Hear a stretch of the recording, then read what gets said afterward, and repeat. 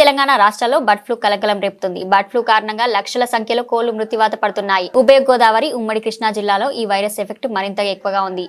ఎన్టీఆర్ జిల్లా గంపలగూడెం మండలం అన్మోలంకలోని ఓ పాల్ట్రీ ఫామ్లో 3 రోజుల్లో 11,000 కోళ్లు మృతి చెందాయి. మరోవైపు బర్డ్ ఫ్లూ నేపథ్యంలో వ్యవసాయ పశు సంవర్ధక శాఖ మంత్రి అచ్చెన్నాయుడు, పశు సంవర్ధక శాఖ ఉన్నతాధికారులు, జిల్లా అధికారులతో ఈ రోజు టెలికాన్ఫరెన్స్ నిర్వహించారు.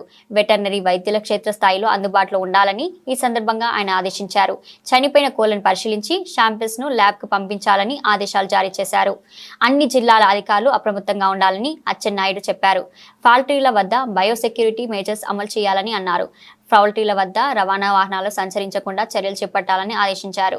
పరిస్థితి అదుపులోకి వచ్చేంత వరకు సంబంధిత ప్రాంతాల నుంచి కోళ్ల రవాణాను నిషేధించాలని ఆదేశాలు జారీ చేశారు.